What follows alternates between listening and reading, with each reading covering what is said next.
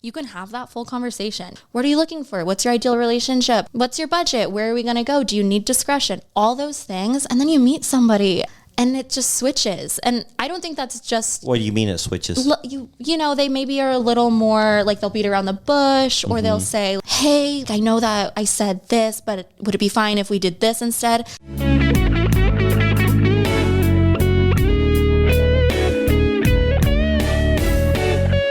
Welcome to Secrets of a Sugar Daddy. Here's your host, Marcus. Welcome to another episode of Secrets of a Sugar Daddy, the number one sugar dating podcast in the world, where we pull back the curtains on the good and the bad. Marcus. And Lily. The astonishing Yep, sometimes. stories. But the shocking stories. Well, astonishing and shocking of are sugar synonyms. dating. Synonyms? Why are you throwing big words at me like that? Synonyms. Astonishing and shocking. No, I agree. What's going on? Chilling. Yeah. Loving fabulous Arizona weather. I know. This is what we've all been waiting for, and we absolutely love it. Hey, if you guys have not gone to our Patreon yet, we've got so many good photos, videos of our Sugarpalooza 5.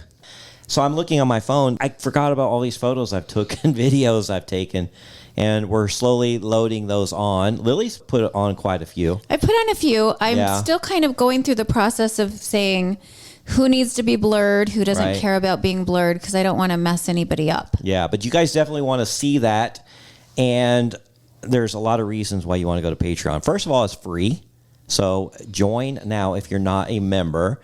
And we have some tiers that start as little as $10 a month. Now, that unlocks the entire site. You get the community chat, which I find the most valuable and entertaining part of Patreon. They're actually adding all kinds of new things, but you know, our same old stuff. You get to hear the extra sugars and the episodes before anyone else. And there's some perks that we throw on there. We do some coaching and profile reviews. We really want people to be successful at sugar dating. Lily, you're really good at it. Thank you. And we got a new feature. Yeah, what's that? The new feature, and it's only open to paid members. So sorry, freebies. I do put a lot of freebies on there for you because I do love you, but this is only for the paid members. We have a sugar baby of the week. We call that eye candy of the week. And then we just started posting a sugar daddy of the week. Yeah, those are really cool. So if you're a sugar baby and you want to be featured on our Patreon, then get a hold of Lily. You can message her directly. Email me. Yeah. empressextra@gmail.com. That's EMPRESSEXXTRA at gmail.com. And we will get you featured as a sugar baby of the week. I really like those. I think it's fun. Yeah, they're fun, and the pictures are amazing, and you get to know a little bit about this person. They're a real person. Lots of really cool things. So men and women, if you want to be featured, I post them in the order that I receive them in my email. So get me some photos and get me a little bio, and we'll introduce you to the site. Yeah, and here's another reason you want to be a member. Sugarpalooza 6. We are now taking applications. I know it seems like so soon after Sugarpalooza 5, but we already have our party set. It's June 21st through the 23rd, 2025. It is Shakira. I know we teased you guys last time, but hey, we can't control the artist, and she postponed. So we are now going to see Shakira in the summer. That bitch did us dirty. Well, she just delayed the gratification a little bit. So go to our website. We have all the information under the party tab. You know, we've got 3 days, 2 nights of accommodations. It is on a weekend. Our last party was during the week, so it was a little tough for some people. This one is on the weekend. I mean, we've got some pre-parties. Oh, it's going to be amazing. We got a party bus. God. Even though it was in the middle of the week, they came in droves. Oh, they came in droves. And they came in early and they left late. We had a record number of people at our last party. It was unbelievable. We might be credited with people moving to our area because they love it here so much. You know, the Chamber of Commerce should thank us. They should. All right. Well, speaking of Patreon, So we actually had a member of our Patreon who reached out and said, hey, I'm going to be in the Scottsdale area this week. And Lily's like, oh my God, let's grab lunch and let's talk a little bit. Let's do an episode. She just wanted to meet us. I'm like, why don't we get you on air? So she is here. We've got another one named Michelle. The last one was named Michelle, so we distinguished them a little bit. But welcome to Arizona, Michelle. How are you? Hello. I'm great. So How are you? You are a Patreon member. What prompted you to reach out to us and say, hey, I want to meet you guys? Well, funny enough, when you were just having that right there, I was like, am I a paid member? I haven't seen a sugar baby of the week, and I am. I'm a subscriber.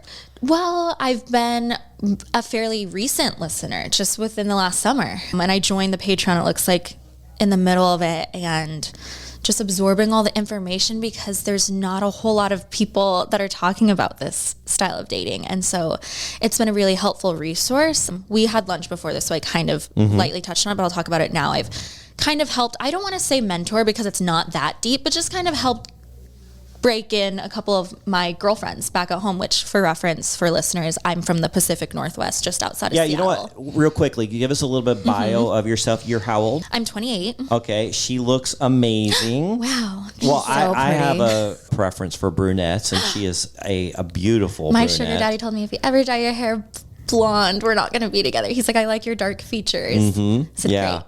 Yeah. So you're here from the North Pacific. Yeah. But you've been to Arizona before. Well, I know. I'm like, watch, people are going to find out who I am. My family lives here, so I come they a won't couple know. times a year. I know. I think I joined the Patreon right after your guys' last Sugar Palooza because that was the first time I even, a silent subscriber. But then I commented and was like, wow, I wish I would have known about this because I was here in July.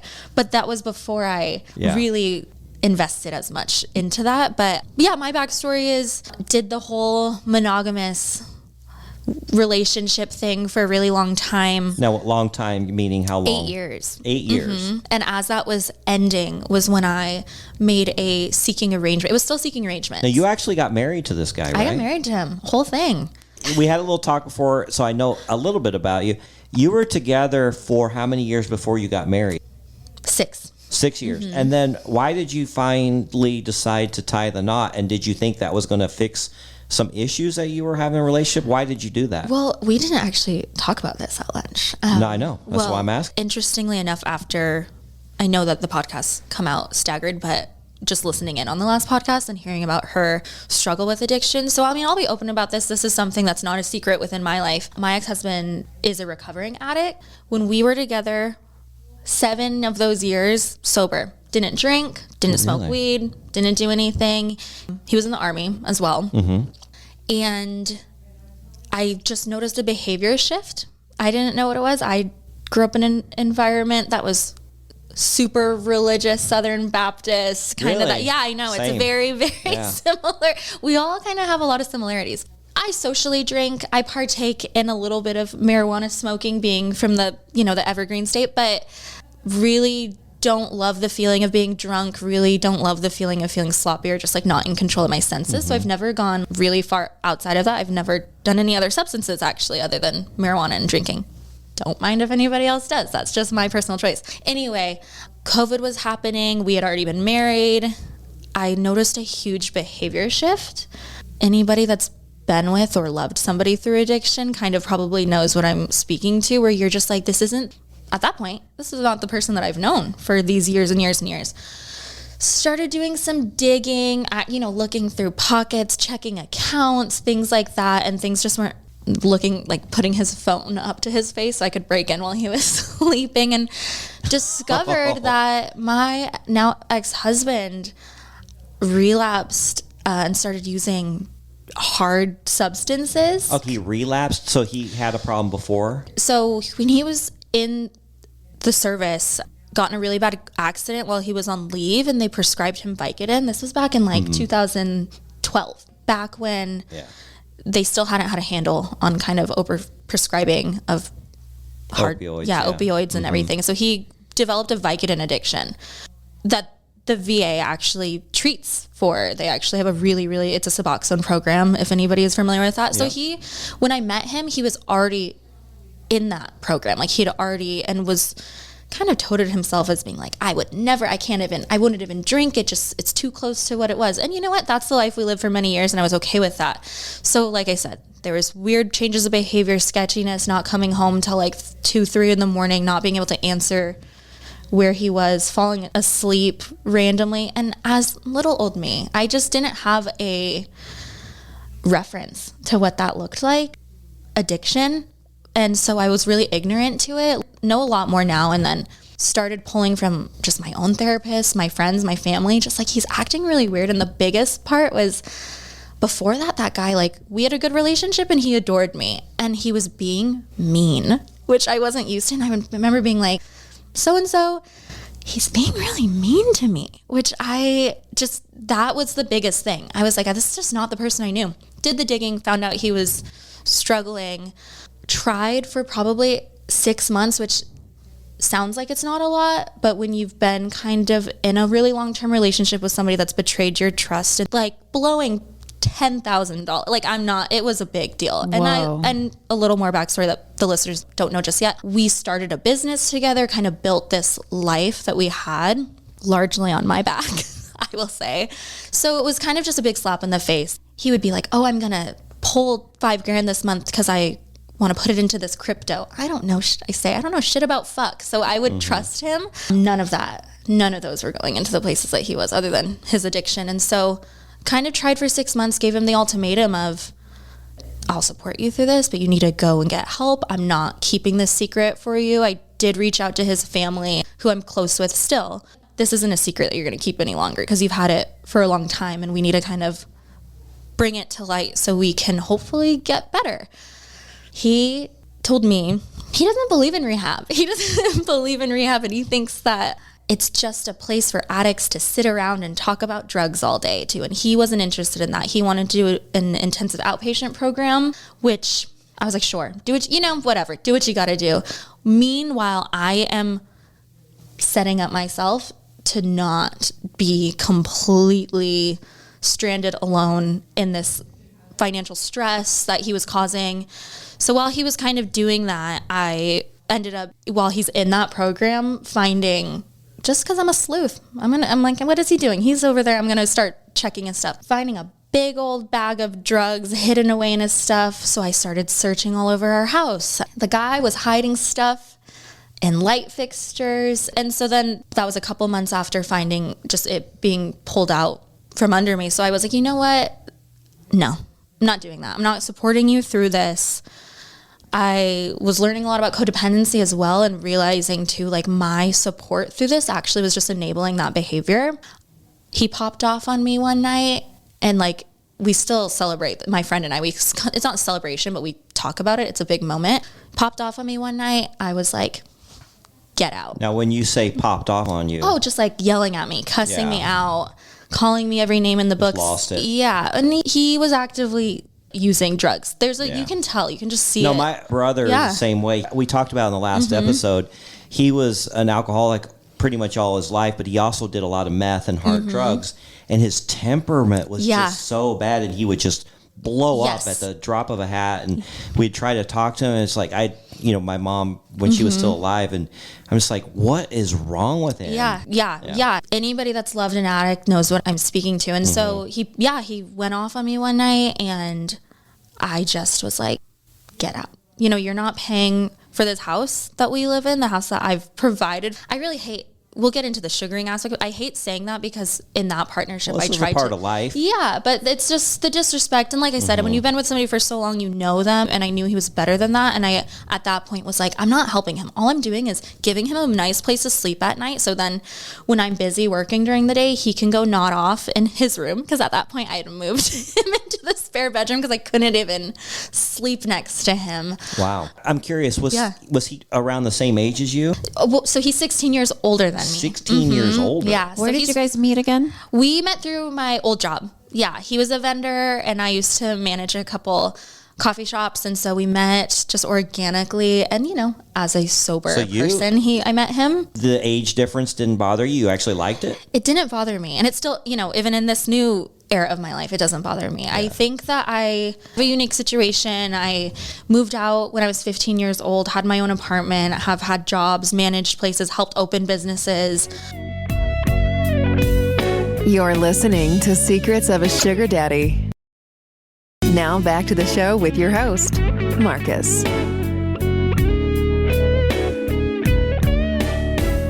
Wait, okay, let's go back a little bit.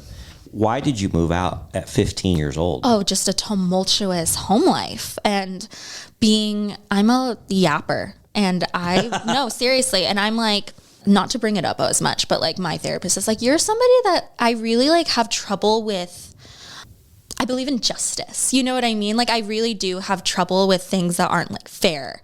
And so growing up, I was kind of the black sheep in my family where, you know, like, hey, maybe that's not how things are supposed to go. Or maybe. Wait, so at 15, you're developing this whole mind of your own. Oh, this was way before. All right, that. let me ask you. Yeah. I'm so curious here, and we'll get into the sugar stuff. Well, I spoke to counselors in school. It was stuff going on at home. I have a couple brothers that are still kind of figuring out their life. Now, were you living with your mom and dad? My mom. They were divorced. They were divorced. And then how many siblings did you have? I'm one of four. You're one of four. Okay. The youngest. But so what it was I'm in high school. My freshman year is what we call it there. I don't know what they call it here, but which is ninth grade. And my oldest brother started dealing drugs, as in he was like selling weed. But I grew up in this Bible thumping Christian family. My parents didn't drink, didn't do anything. And that I will say, like, what I've learned through being in the world of addiction is it doesn't matter. It doesn't matter like how nice we grew up a nice middle class family with seemingly good parents and everything we needed provided for us. My brother still went down that path. Yeah, I grew up in a very religious Southern Baptist family. There was 10 of us, 8 kids. And some of them end up being in the ministry and some of them end up being in jail. Yeah. And everything in between. I mean, my parents basically put us in church, or they had us in there every time the doors opened because they needed help. They wanted to institute some good values in us, but ultimately everybody kind of was still free to make their own decisions. What you hope for is that when they finally come to their senses, they start thinking back onto some of the teachings, you know, that they were indoctrinated to or exposed to, and that they'll eventually make the good decisions. But everybody's going to experience life differently. We had 10 people in my family and everybody experienced a different life. Right. And so to that, it was just really chaotic. And my brother being an addict and my mom working in the medical field, she would just be gone all day working and I would be at home with my brothers and doing homework and, you know, figuring out my life as a teeny bopper. And my brothers are having like drug dealers and their older guys coming through the house. I remember one time I got my laptop stolen, and that was when I was like, hey mom, maybe you should figure that out. And it's hard. My mom, she's of Asian descent and they love their sons. Like their sons can do no wrong. And so it's weird. She was just like, nope, I kind of turned a blind eye to it, not necessarily not being willing to address it, but wanting to, you know, if they're going to do that, then they're going to get arrested and they're going to do this and that's their choice. And they did. But I opened up to a couple counselors at school and lo and behold, if you tell them that, they're mandatory reporters and they're going to call the state. So what happened was I had CPS at our house. That didn't go over well with my mom because of course now it's just shining a light. And I just didn't hold back. And it's crazy because I think it was a 9-month process. What happened was they had family visits. They had us have a family therapist where 3 of us in this family dynamic in this house were trying to be like, it's fine, she's crazy. And I'm over here like, I have proof. Do you want to see? Okay, so you move out at 15. Yeah. How did you survive? So in Washington, you are allowed to work at 14. Okay. Under a certain amount of hours. So I was Yeah. already doing that. And then just, like I said, doing everything I could to I just was like, I just want to graduate and I want to have a good job. That's kind of like my mindset in life is not graduate, but I'm just like, I just want to do well for myself. So do you feel like you missed like a traditional teenage upbringing where we went to high school, we had the prom, the football games and the sports? And I graduated early, a year early, but no, it's funny because I'm still pretty good friends with a couple of my close friends from high school, not a bunch of them as life goes, but I had the most unique experience in the fact that my friends were going to school and going home, going to practice, whatever. And I was like, okay, at 2:00, I'm going to go work until 7:00 at night. And then I'm going to go home to my own little townhome that I had. And I will say, I need to tell everybody this. My dad, my grandmother, my aunt, they definitely supported me in those 'cause adolescent years. Yeah. Can you even rent a townhome at 15? Not on your own. No, not on your own. But my dad, and he didn't live near me. So it was one of those things that it was like, I was being provided for. I will say that. However, I mean, but it wasn't anything like, I wasn't getting an allowance. Like, it was like, you have a place to stay, but you need to make sure you're still going to school. You're still doing these things. So it was kind of like an agreement. You do right, we'll keep doing this, or you're going to have to move across the state where you don't want to be. And so I kind of held on. And then when I was 17, so that happened for a couple of years. When I was 17, I ended up having my first roommate with like this crazy bitch. Actually, that's kind of an exciting time. It was fun. Like, oh my gosh, I got a roommate. It was fun, but she used to like to drive drunk and do crazy things that I was like, oh, maybe I need a, so funny. So I did that. That was my first experience being like, oh, I'm like an adult. And then she was being crazy. So she ended up getting evicted. I didn't. I got to stay. She's crazy. I don't know where she's at. Shout out to you, Cammie. And so, not to say any names, but ended up being a good thing. Not that, but like, it ended up working out, because then when I eventually started wanting to rent places on my own, I actually had something to show, like, hey, I've been doing this here, and what they just want to say, I hear my pay stubs. At that point in my life, I was managing multiple coffee shops, had a pretty good job, started dating my ex. So it was like, we can do this. And from there, I've never had an issue. But Lily, can you imagine your daughter going through this at such a young age? I know. No. It's nuts. It's unbelievable. Yeah. I'm listening to her. Like, she grew up so fast. No, And it's nuts. for being the baby in the family to just have the initiative to do that. 'Cause Yeah. usually the baby's the most You would think. timid and Get yourself a Filipino mother, and then all of a sudden, Yeah. it's nuts. And people, I'm 28, but I joke. I'm like, I can't wait for my 30s. I feel like I'm 40, because I do feel like I've lived a really, really unique life. But you know what? At the time, it was fun being a 16-year-old and being like, yeah, you guys can come over. My boyfriend in high school You were at the the time, cool- like, the cool kid, 100%. But there were hard times, for sure, as it goes. absolutely. But even with the emotionally, mentally abusive stuff that goes on in those family dynamics, especially breaking free of it, still dealing with aftermaths of that. I mean, since then, my mom and I don't have a relationship, because You haven't mended it? no, we're not even in contact with each other, because it was just such an insult. Because what happened was, you had a court telling you that you were unfit and that you aren't doing what you have to do as a parent. But you know what, though? Like, it enabled me to be the person I am, to message random podcast people in Arizona. And it really shapes has. who you are. now, did the boys get removed from the home as well? No, they were over 18. I mean, they're in their late 30s, and they still have not figured it out. My oldest brother, I'm pretty sure, is on drugs. And my mom it's such a common thing in just an Asian culture. Moms, like, they want to keep their sons home as long as possible until they get married, which those guys aren't getting married probably anytime soon. But then also just supporting them. So it's weird. It's a huge discrepancy, the way that my sister and I were treated versus my brothers. Ironically, my sister does maintain a relationship with my mom. She has kids. It's just different. And we've spoken to the fact that we all grew up in the same house.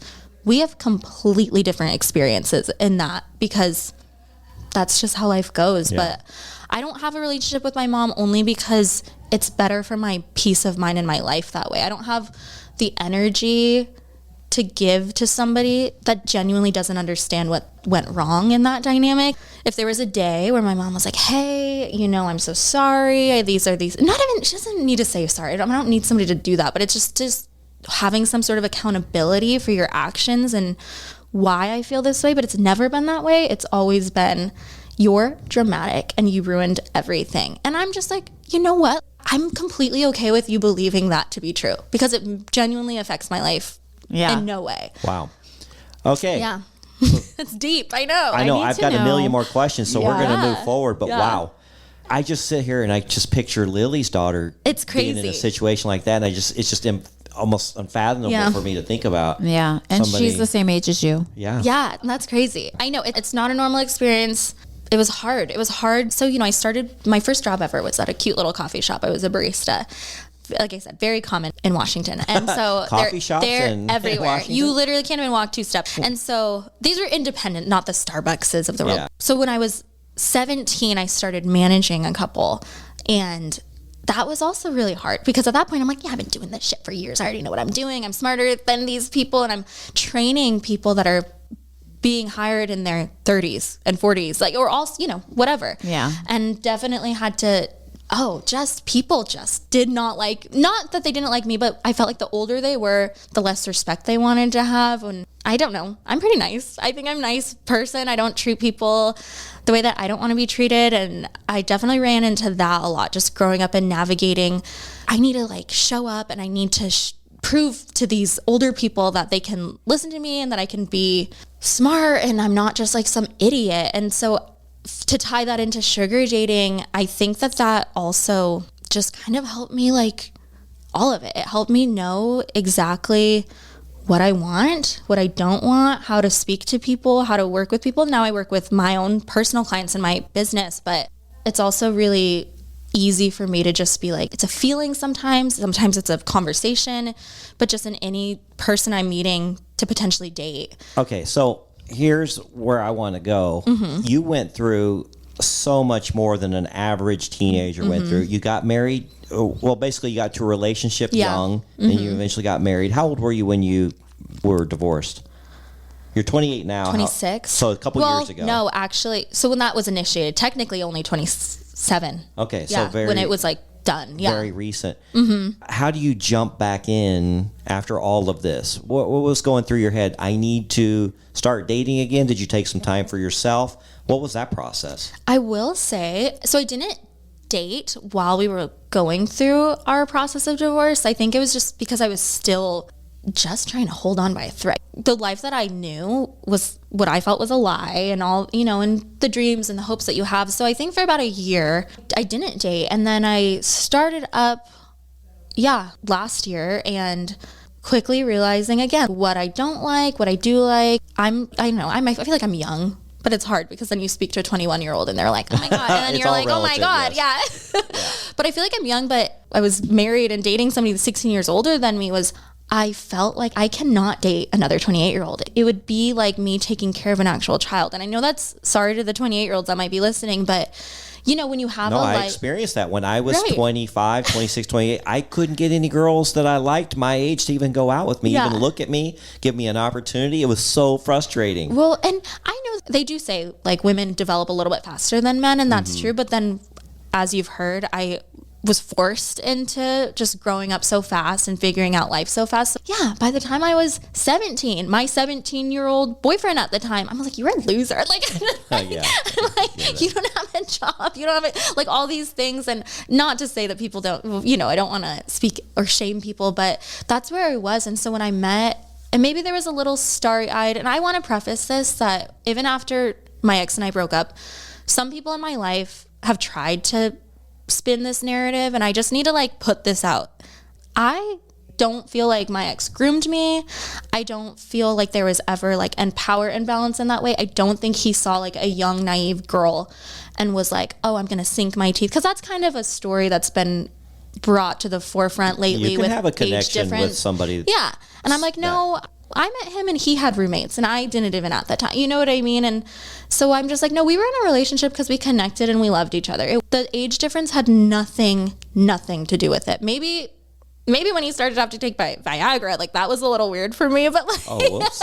No, I mean, hey, I tell everybody, no shame in Viagra. Do what you need to do. But that's kind of a young age to be taking Viagra. Well, he was in his late 30s at that point. Yeah, I don't know. Men's bodies, everybody's a little different. Our good friend Dr. Sex Fairy says 20% of the men in their 20s have some kind of a sexual dysfunction, and it goes up 10% a year. So 30% of men in their 30s. So that's a pretty big number. Yeah. No, there was a little, he felt bad about it. I want to say even then I think I'm a pretty sexually open person, no shame and whatever. But like I said, people's bodies are different. Sometimes you just can't get it up and that's fine. Take the pill. I don't care. Yeah. But all that. And so the guys that I was meeting just in the wild, I guess you would say, just weren't cutting it for me. I just didn't think the conversations were stimulating. We didn't have a lot to connect to. So what led you to seeking? And so, I'm assuming that's where you led me there. I knew about it. I spoke a little to you guys privately. I made an account as my marriage was kind of crumbling because I'd heard about it. I can't even say exactly where. I mean, it's just one of those things like people, it's there, but until you kind of like do your little digging. You're listening to Secrets of a Sugar Daddy. Now back to the show with your host, Marcus.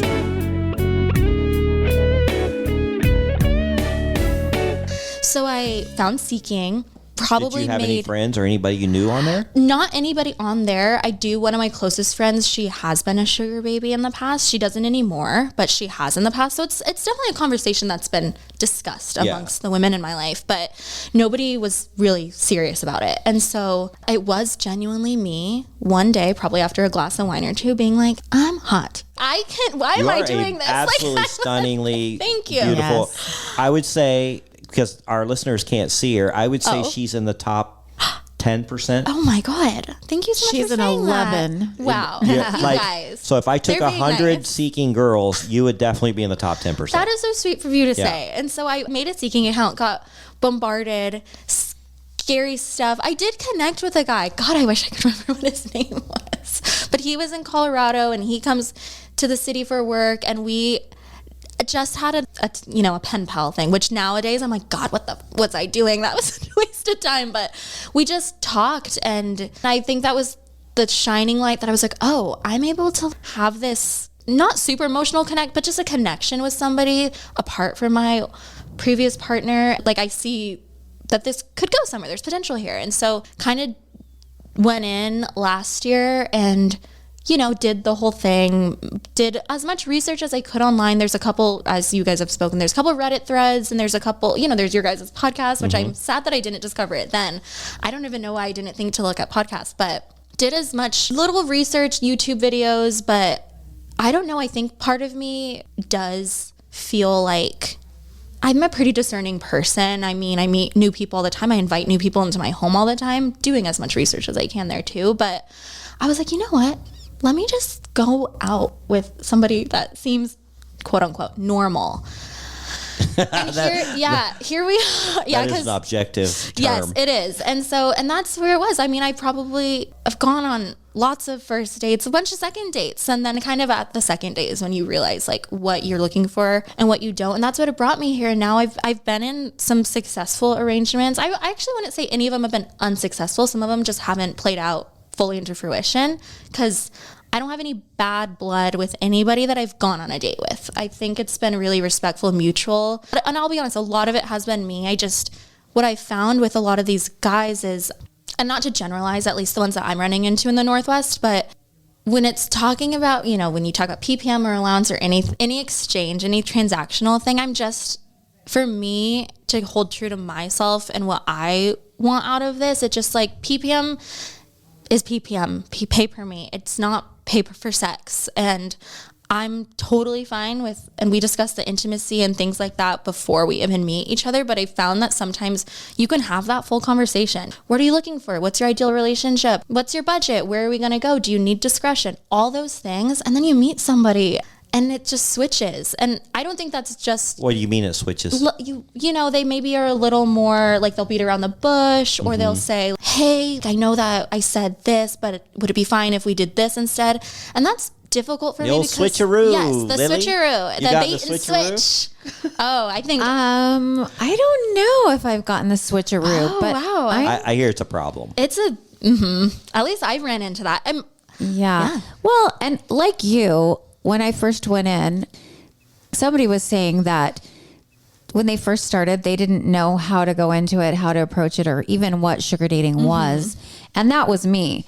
And so I really, truly was just looking for an educated, wealthy man who could spoil the hell out of me, take me on fun adventures, because I'm at an age where I just want to do it all. YOLO and FOMO, and let's do all the things. That's what we love about Lily. Let's do all the things. I'm like, wait, we need to go out because I'm the same way. I at our lunch earlier. Sorry to keep referencing the lunch earlier. We just talked about a lot of this already, but all right. I have in these last 2 years of my like real independence been like, just say yes to everything, and within your own boundaries and guidelines. But I'm like, saying yes to things and also being open. I think what I've been trying to tell the girls that a couple of girls have made seeking accounts that I am friends with, they'll be like, I don't know. I'm like, just be open. Just be so open, because the guys that you would match with on the Bumbles and the Tinders of the world maybe aren't the guys that you're matching with on Seeking, but I have found the coolest, most respectful, just balanced people that I've met through this style of dating. Seriously, like the So best what kind men. of men are you, and this is mainly up in the Yeah. Pacific Northwest? Yeah. What kind of men are you finding there? Because I know the political makeup, Yeah. the demographic there is different than what we experience here in sure. Arizona. What are you finding? And I've done a little bit of dabbling in a couple other states too. Yeah? So no, it's so big. Yeah. Seattle is known for its tech. You got your Amazon, your Microsoft, all of them, Google, Meta, everything is there really close to me, which is really nice. Do you feel like the men are a little more generous there or not? Oh, after doing like my own research, Yeah. but I think it's, from what I'm seeing, I think it's a pretty across the board thing in all the major cities, because I'll be honest, I've had PPM, I've had allowance. I'm on an allowance right now, PPM with a couple other guys that I just sporadically see. I would not go on a date with somebody. And I know this sounds so bad to say it this way, but I would not go on a date with somebody off of Seeking for less than a $500 PPM. Yeah. Because I just think that to me, that is the bare minimum. But I've gone out with guys that we've done $1,000 PPM. Mm-hmm. It's less consistent. You know what I mean? Maybe those guys only want to see you twice a month. Yeah, I and mean, so most guys have a budget. Yeah. And they're not unlimited pockets. Their Right. pockets aren't that deep. I'm kind of in that same boat. You know, we talk about PPMs here locally. I'm still on Seeking because Alejandra and I have an open relationship, and she's still on there too. Same. We are finding, good news for you girls, bad news for you guys. Oh. We are finding that in the Arizona market, 500 is not even the baseline anymore. Yeah. It's moved up. I believe that. What is it now? Well, 7, 8? Yeah. Yeah. That's more what it is now. So, Trucker just gave me $400 to make him a sexy video. oh, he I did? love that. Trucker's like- just bought you an Well, now I'm going to $85,000 ask my guy, how much I'm going to ask him right now. How much He- would you pay me for a sexy video? Yeah. Well, and we just kind of like to play, Yeah. like role play sometimes. So I was like, I love that. sure, daddy. I don't know. love it. This will get me way too, yeah. Yeah, he spoils the hell out of me. He did not need to give me that. Good. And I told him, I go, you don't have to. He's so generous. And next thing I know, it pops in my bank account. Yeah. And so I know that it's a spectrum, and you're right. I'm saying bare minimum. But some of these, it's weird to say it out loud, but I'm like, I juggle like 3 guys right now at home. Yeah, and it's that's because of pretty common. schedule. And all of this is, we're like no strings attached, like these things, but being safe and being open and honest. If my primary partner is seeing somebody else, we're open about that. We talk about that. We do get tested multiple times a year. My own safety and my own health is a big part of my life. And so I'm not willing to waver on that just because I want to make $500 one night. It's just not worth it to me. Well, you're in a nice position. We talk about this often, and unfortunately, this is a big part of sugar dating because women get into a desperate Yeah. situation where they need money, and we get it. You're not in that situation. Yeah, and you I- have a good business that you run. We And I talked tell about that, the and- girls yeah. that because I've found a couple of my girlfriends that have come to me because they have their own unique situations, and I say this, I'll help you, but you can't be desperate. Like you can be, but you just can't show it. Yeah, and don't show Don't it. let them ever know that this is your first rodeo. You don't want to be taken advantage of. I think there's so much good in this community, and I think there's just so much great stuff that comes out of it. The networking aspects of it, the people that you meet. This girl is saying that she can't even picture her life without these girls. Like I love that energy, but there is a dark side of it where there are people out there that are going to want to take advantage of you, and they're going to try to get what they can get. But then what I also need people to realize is that exact stuff is happening on Hinge and Bumble and Match.com, right? And so when I've spoken with, not how do unique you, here. how do you do that? And I'm like, listen, you're going to go out on a date on a Friday night with some guy that you met on a dating app.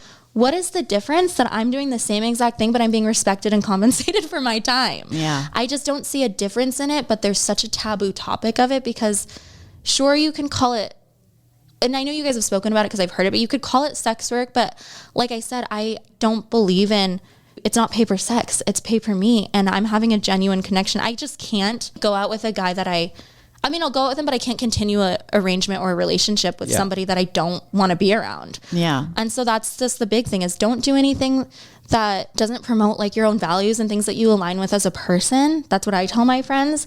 Go out with people that give them a chance. People don't, guys especially, don't represent themselves as well as I think they could online. Guys are terrible. They're bad. At writing Yes. They're bad. bios and But- their profiles. That's why we are here to help you, Yeah. boys. No, I give your guys' podcast out. And I Trust me. feel like so many of these men are delusional about how attractive they are. Yeah. And I don't just mean physically. No, I don't just mean physically attractive because Everything. some of them think that they're so hot and so fit. And I'm like, your profile said that you were good looking and buff. Oh my Lord. You are a troll.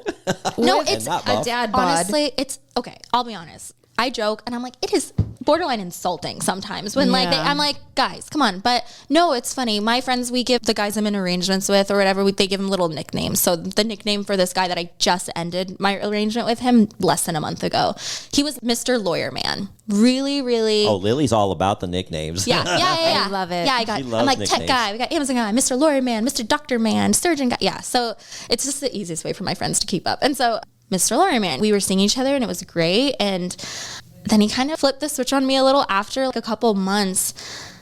And I'm like, you are a partner at this huge law firm. You're the president at, I can't give too much information about him because then they'll know. But like, he is fine. But then he started being weird about PPM and then was like, I think he didn't realize the position that I was in, that we knew that we were probably seeing other people. He doesn't have as much time to see multiple people just by way of his job. So he was only seeing me, wanted to cut it down, but still wanted basically like every single benefit of the relationship that we currently had. And then I was like, listen, I like you, but I don't like you that much. And I was kind of trying to explain to him in a way that was like, I like you. You're a great person. We have really great times. We have fun together, but why would I necessarily give you my free time that is also very spare? I have a couple days a week on the weekend, maybe. Why would I give you that time when I could go out with this other guy that's going to do the same exact stuff and I'm going to be fairly compensated and do these things? Yeah, Yeah, I'm going to take a raise, not a pay But cut. you know what's funny is he said to me, he didn't believe me that there was, he was like, well, how many guys? And I was just like, well, that's not neither here nor there, but like, okay. And I'll be honest, explicitly, he wanted to still do PPM, but if we were just hanging out, going to dinner or like the movies, he just didn't think it was appropriate. And that's hard. I think there are a lot of sugar daddies that probably well, then have he's that paying for mindset. sex. And that's what I'm saying. And I'm like, and that's leaning towards the escorty vibes. And I do feel like it all evens out in the end as long as both parties are giving what they can. And I personally feel like I was. I can't say his name. I'm like, I could literally pick, because we was getting a little annoying because I was feeling like he was being disrespectful. Like, why would I do that if this? And I was like, I will pick up the phone right now and I'm guarantee you I can line up 10 people that would be like, yeah, let's go out and let's do this. And so it was like, he was like, yeah, but are these guys all, in his mind, he's like, those are a bunch of married, fat losers. Because this guy is attractive, tall, fit, whatever. And I was like, buddy, I'm telling you, they're not. I need guys to understand that on Seeking, sure, you're going to get the 80-year-old guy that's like stuck on my toes for $100 and you're just like, but you're definitely going to get, I don't want to speak broadly, but where I'm at, a fairly populated city, Phoenix is the same way. I'm sure Miami, anywhere in California, I think it's become kind of not standard, but it's definitely become more normalized. And I've spoken and gone out with guys and been in arrangements with men. I like to ask, how did you get into this lifestyle? Like, what are you looking for? I like to ask new people, when was your last arrangement and how did it end? Because I like to know those things. And a lot of them, I've heard my buddy dared me. I'm like, yeah, sure, whatever. That's an answer they give you? Yeah, I've heard it multiple times. They're like, oh, my buddy like dared me to, and said something similar, that one of her guys said that too. I've heard it multiple times. It's just a insecurity thing that they don't want to say that they were like probably like on a dry spell and needed to find something. Well, and when I was talking about men being delusional about being attractive, if you're arrogant, Yeah. you're Boom. automatically Done. lowering your attraction. Yeah. Scorpio, for example, he thought he was the savviest, sexiest, most intelligent, best looking, most generous. And he would tell me that he was all these things. And I said, if you're having to tell me that you're all those things, you're none of those things. Yeah. So come on. No, for come sure. on, fellas. Have some humility. For sure. And like me being like, I'm hot. That's not me. Everybody has their preferences. I'm not for everybody, and everybody's not for whoever, you know? And so that's what I also find in seeking. I've also used, I've used sugardaddy.com is also pretty. What's your experience been with other sites? Oddly enough, my primary partner right now, I met him on sugardaddy.com. And yeah, that's it's where been Lily good. met her trucker. Yeah. Is that the same as Secret Benefits? It's the same. Oh, okay. Okay. Yeah. They're the same platform, same everything. Yeah. And I think it's hard because I've met some really great people on both. So seeking, they are very similar in the way that, you see who views your profile, you see these things, and I pay for it. Like I tell the girls, I get it. You're paying, it's like what, $40 a month when you get like a better one. And I'm just like, it's worth it. It's just worth it. It's nice to be able to message people. It's nice that they're able to see your messages. And do you message people first? Yeah. And I tell. I'm telling you what, if you were in my inbox, I am replying. So funny enough, my little mentor hat the other night, my friend, she's like, what do I do? It's because I said, I think they're mostly active on the weekends. At least I found that. I'll wake up Saturday morning and be like, oh my God, like they're bored. And so my friend's like, what do I do? Because in traditional dating, and I will say, like when I was on Hinge and Bumble and all those things, I wouldn't message guys first. I didn't really need to, Yeah, it's a different dynamic. Yeah, it's different, there, but all of the guys, I message first. I definitely am I just like to take initiative. If I want something, I'm going to go for it. Sit we there and feel wait. that the most successful people, the sugar babies, are having the most success. They got to message guys, Yes. and a lot of them don't feel comfortable doing that. You're listening to Secrets of a Sugar Daddy. Now back to the show with your host, Marcus.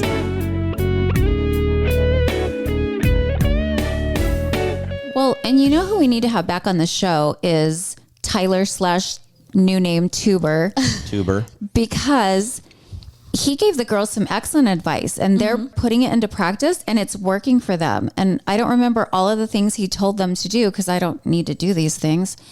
But one of them was every Friday, change your profile pic.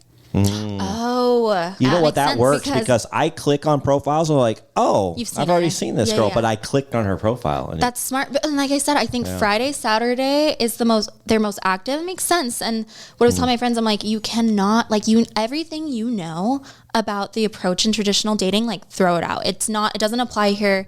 You just need to be open to things. Like I said, it's easy when you're doing the swiping stuff to be like, you're not this, you're not 6'6", you're not these. And you swipe on people that you otherwise probably could have had a really, really good connection with. And with this, you don't know. A lot of the guys on Seeking, like my friends, he blurred his face. I'm like, get used to it. If you think about it, if somebody is in a position where they're an executive at there's a company. no way I'm showing my face on there. And what I do, so I show my face, like I don't hide it. I do change my name. I change some certain things. I show my face. I do have a couple private photos where like they, maybe they're like, but nothing too crazy because they don't even allow you to put anything like that.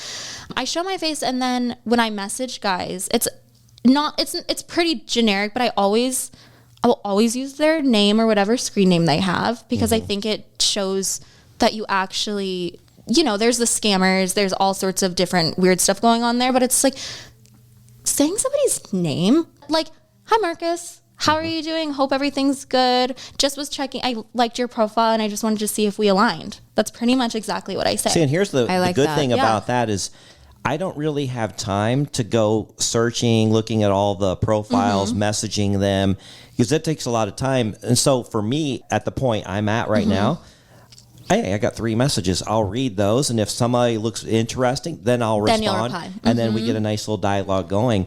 So women, I don't care how hot you are, if you think men should just be beating down your door, you're missing a lot of quality men by not being proactive. All of the guys that I've been in successful arrangements with, I've messaged them first. Really? Yeah.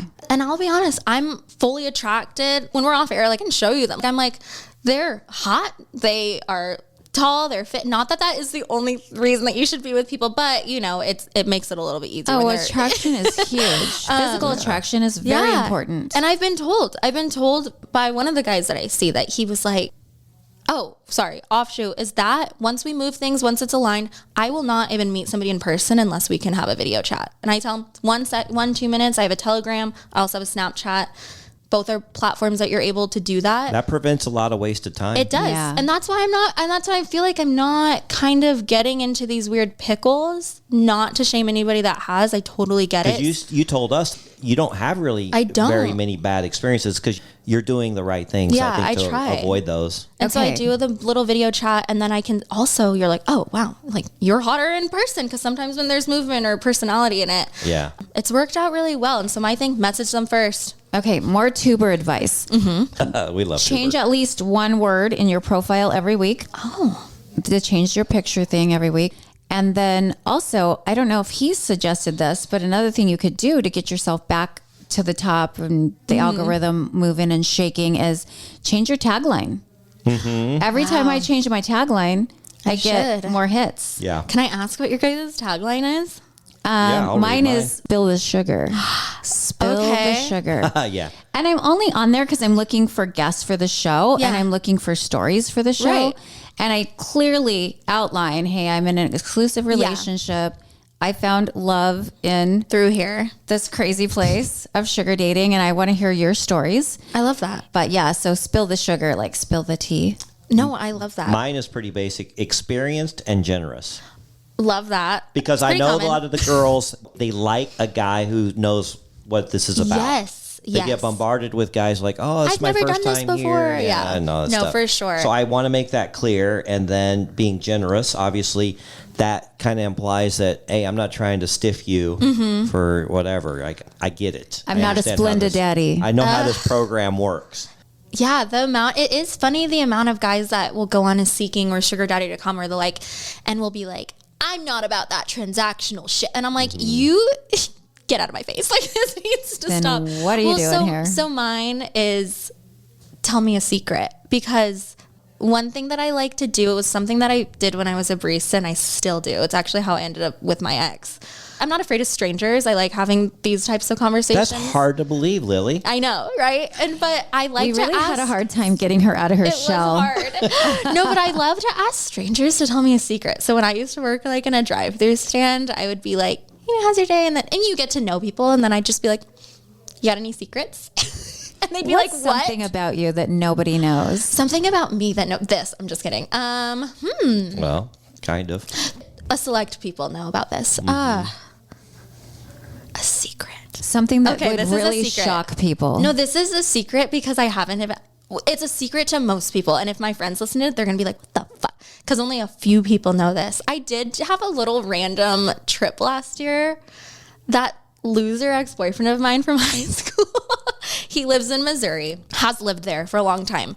You know, I went through my divorce. He ended up getting married and divorced as well. We ended up reconnecting, and I flew to Missouri last summer, and we had a weekend together.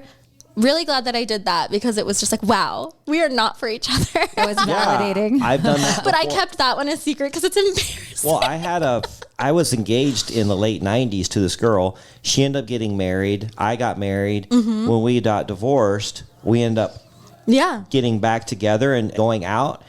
And I'm sure glad we did because it completely rid myself of any regret because I was like, oh my God, I avoided a time bomb here. Because you always think about There's what no are way we I doing? could have married this girl. We were going to get married and we broke up, and thank goodness we did Mm-hmm. Yeah. because she was a mess. Oh, I An believe absolute mess. But I didn't know that Mm-hmm. until we reconnected, and then I'm like, it just kind of firmed it up in my mind. Dodged that a it was all bullet. right. Yeah. So my ex from high school and I had So a it's not bad to whirlwind do that weekend, sometimes. But it was, like I said, it was embarrassing for me because I'm like, I remember being on the flight being like, what the fuck are you doing right now? And Well, and that's the thing about relationships. Time makes you forget about what you didn't like about that person and what drove you away from that person. And it's funny, time does this. It's a funny thing, and that's why couples reunite a lot of times is because they just remember the good stuff. Yeah. And those are great memories to have, and they kind of like, oh yeah, I forgive him for that was stupid or whatever. We've moved on. But then when you go back to meet him, you're like, yeah, boy, he hasn't changed a bit. Right, Or she right. hasn't changed a bit. Exactly. Or whatever, right? And I'm like, oh, and you didn't upgrade. You don't look as good.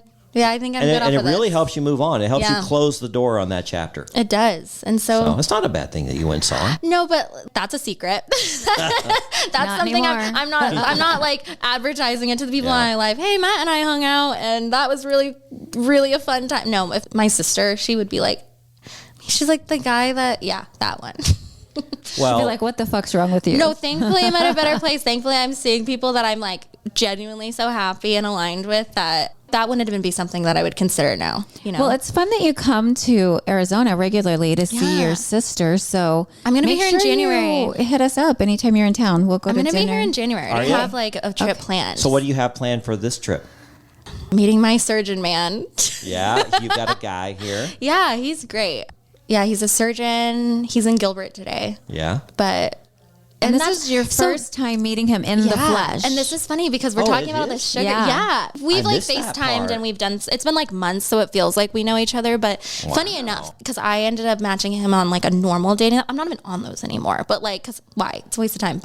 And we're going to talk about this actually tonight. He kind of knows like what I do and whatever, but he's not a sugar daddy. You know, he's willing to buy flights for me and do these things and take me out and do these things, but he's not, you know, he doesn't call himself a sugar daddy. But I like wanted to broach that conversation tonight to be like, you know, it's kind of what it is. Do Like, you know what I mean? Does he know you're doing a podcast today? He does. He does. But he doesn't know the subject? I told him I would wait to like tell him about it. Man, you're going to have to let us know how this goes. I will.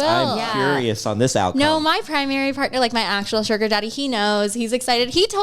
I'll say it now. He was like, I'm well spoken. I'll talk to them. I was like, let me do this first. You know what? see it. We love to hear from the men. Yeah. The sugar babies, we got those All over. all over the place, but the men are harder to get. So Yeah. we love hearing their perspective. Oh, I'll let on him that. know. He's, no, and he's a great one. My friends and I, they think they're like, you are gonna, because my thing is I'm trying to practice protective measures also by not being, like, I'm not trying to get married anytime soon again. You know what I mean? I'm trying to just like have the best last couple years in my 20s, still having good connections and spending time with people that I thoroughly enjoy their presence, but I'm not trying to like get locked down or do anything like that. I do feel like there's some conversations we've had where, as much as he says that, I do think that's something that he thinks about. My friends are like, you watch out. You guys are going to like get married one day, because we have a really good relationship. He's the only sugar daddy that I've introduced to my friends. And what's the age gap there? So the exact same as my ex-husband, 16 years. Yeah, which is funny. Yeah, so 16-year difference. He has a lot of life to him though. It's a completely different person. I do all these things, but it's funny to me because it'll be like a Tuesday night and I'm just finishing up at 8 o'clock. I'm like, I'm gonna take a shower. I'm so tired. I'm gonna do these things. What are you doing? And he sends me a picture. He's like, oh, I'm out at the bar with some friends. Not that he's a barfly, but he's just like, he's a very busy social calendar, which I love. I'm like, no, you need things apart from me to keep you busy, because then I can keep doing the things that I want to do. It works out. There you go. Yeah. Well, I know it's hard to believe, but we've been yapping for an hour. Yeah, I know. Our time is up. Lily? It's up. It goes so fast. It does. She's a great guest. Like, I Lily and I knew. just sat here, just let her go. We I wound knew her at up. lunch that she was going to need no prompting. I was like, I'm nervous. Yeah. No, it's Yeah. always fun. And you were a Patreon member. Like I said, you came into town, you contacted us. Here you are. We Take love our initiative, ladies. listeners. Take Yeah. initiative. It works out. And gentlemen. Yeah. Yes. Even if Hit us up. Even if you don't want to be on a podcast, still hit us up. We loved going out, don't we, Lily? You and Trucker go out all the time. Oh, we Alejandra and I do. go out. I'm like 100%. I'm like, I'm going to hit you guys up Yeah. when I'm in town, because I went to that Taylor Swift concert by myself. That one in did? Glendale on open. Yeah, he told me that you guys at Sugar Palooza was Yes. Taylor Swift. She was and there. She was there I was- night one. We I were was there there. night two. And that was a Friday. I decided on Tuesday. I think I texted my sister, hey, so if I come up on Friday and leave on Sunday, did it as their room? Sometimes they have visitors and stuff. She's like, yeah, for Taylor Swift. I was like, yeah, one sec. Got tickets. I was like, okay, I'm coming. The flights are more expensive than the ticket, but Oh, it was so fun. yeah, I went by myself. Floor seats was Did you just- love it? Oh my God, I loved it so much. So Yeah. Lily, so funny. We'll end the podcast on this. Lily had a sugar daddy that was going to take her to the first night, Yeah, I was going to get to go twice. and it was going to be really good seats. I've been a and bunch. she bailed on him. Wait, you bailed on him? I did, and this is why. I got all Not for Taylor. excited. I got all excited when he invited me, and I was like, "Well, I'm going the next night too." But yeah, I Right. would love to get to go twice. But this was at our meet and greet that he invited Oh. me. So then we're texting subsequently, back and forth, and I'm like, "Okay, well, how are we going to make transportation arrangements, and how is everything going to work?" And he had no plan for this. Like, he didn't say, I'll send a car for you or I'll pick you up. And so it was going to be like me getting to the concert on my own. And our communication after the meet and greet just kind of was awkward and uncomfortable. And I was like, you know what? Even for Taylor Swift, I don't think I can date this guy. Yeah, that would be a hard environment to be in. But I told him immediately because he jumped on it and got tickets right away. And he's like, it's okay. Thank you for letting me know and not just ghosting me and not showing up. And he goes, I'll just take one of my granddaughters. Yeah. Twice. Yeah. So it worked out. It worked out okay. But Yeah. I did feel bad because I was like, oh shit. Well, you still went. And I that's still what matters. went. And that was such an epic event because that is the first time, well, we had actually gone to a basketball game with Trucker. That was their first date, real date. But so this was the second day, I think. Anyway, we were having the Sugarpalooza 2, Taylor Swift, and she goes, you know, I think I'm going to invite Trucker. We're like, what? That guy? Yeah, I kind of like him. I'm like, okay, sure. And that's when we really had a lot of fun with him, and we just really, he just endeared himself to everybody. He didn't even hesitate to sponsor. I was like, well, the men are chipping in this much for the suite. And he's like, done. I know. Done. I know. I need to speak with my man because I feel like he would love that and just environment. I mean, I would too. I'm over here like, what am I doing in June? Yeah, you I guys wanna come. That'll be fun. He tried to tag along. Got this. He's like, can I come with you to Arizona? I'll get us like a really nice resort. Da, da, da, da. And I'm like, sorry. Can't really do that. I'm sorry. No, I'm busy. Yeah. No, he knows. Even today, he was like, I was getting ready and we were just like chatting. He's like, are you going on a date? I was like, oh no, I forgot to tell you. I'm going to be on a podcast later. And so it was just busy. And it was kind of not last minute, but it's just been within the last couple of days. And so, but thank you so much for having me. Yeah, this is a great episode. I already have in my mind what I'm going to use as a teaser for this episode. So I always take a clip from the episode that's kind of fun. Right hot, at the beginning. A little tricky. Put it in the beginning, and oh man, you gave me some good sound bites. So, are you going to tell me, or am I no, gonna have to wait? it'll be a surprise. That's okay. That's fine. No, I would be like, I'll let you guys know when I'm here in January. Yeah, and stuff, please do. I love, like I said, I think these conversations, I think they just need to be continued, so it becomes a little bit less taboo. Well, we need an update, so I'll you're gonna have to give us an update. All right. If you guys want to share your crazy sugar dating stories, we love to hear them, don't we, Lily? We love it.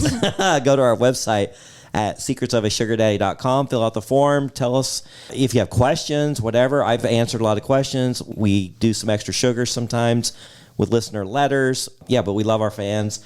And again, patreon.com/Secrets of a Sugar Daddy podcast. That's where Michelle joined. She contacted us. Here she is. We love it. And until next time, bye-bye. Thanks for joining us. If you'd like to connect or even be on the show, we'd love to hear from you at secretsofasugardaddy.com.